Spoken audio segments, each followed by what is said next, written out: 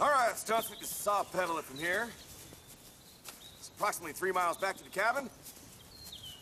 Should take 43 minutes and 28 seconds.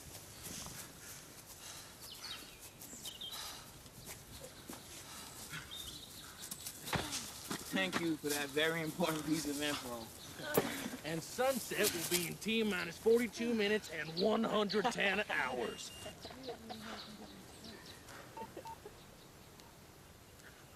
Here, I got one.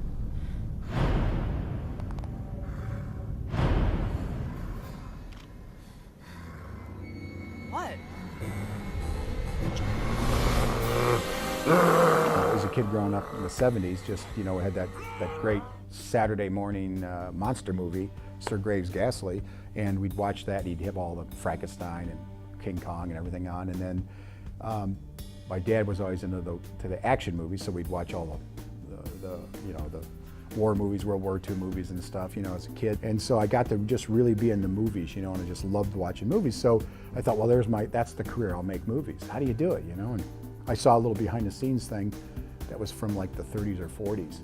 And, you know, the big cameras and the big dolly tracks, and there's a Warner Brothers back lot, and there's Humphrey Bogart, and, you know, the big giant lights and everything. And it just was way cool. I thought, wow, that's the magic, you know?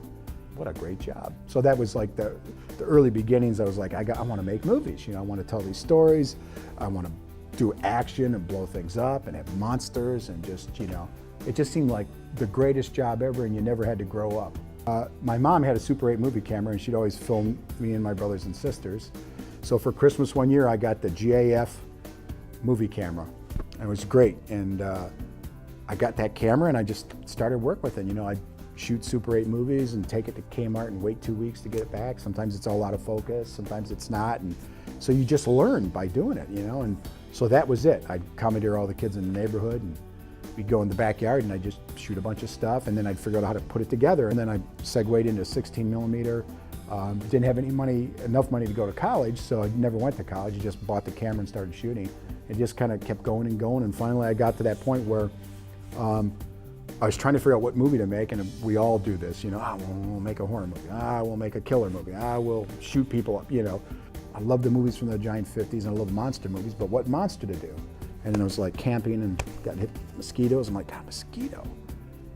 Well, there's, you know, giant ants. The movie Them, that Warner Brothers movie, was great, and I loved that as a kid. And that sound effect, you heard them and you didn't see them, and then they came over the rise. It was great. So I thought, giant mosquitoes, no one's done it. That's my calling card.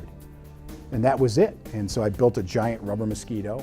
And it was that moment in time, you know, when you're wanting to make movies and you're telling people and you're trying to find money and everything, and you realize that nobody's really, they don't trust you or they don't believe in you because you don't believe in yourself. And once I went out and made this giant rubber mosquito and I put it on the table there and invited a bunch of investors over, I knew I was going to make a movie. You know, I just knew it. And they walked in the room and they saw that's the star of the movie. And I raised money like pretty quickly. You know, not a lot, but enough to get started. But they knew, I think they sensed that I was going to do it. It was going to happen. And it was such a great idea because it hadn't been done. And from that, I got a directing gig on a TV series. And I went down to New Zealand for a year working on a show called Xena Warrior Princess. So I got to direct on that. I started out directing the second unit, all the action stuff, but then I moved up into directing the main unit.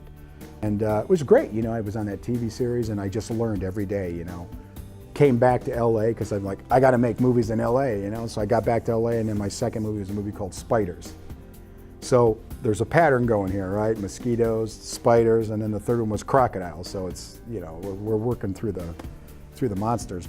And a good friend of mine, Robert Kurtzman, who started his Creature Core, his P-13 business, big effects company, and from K&B, he moved back a year before me back to Ohio, his hometown, and bought a bowling alley and turned it into a little movie studio. So he was always calling me up and saying, hey, move back, come on back here, let's make movies back here. You know, we got our own studio, we'll do it here.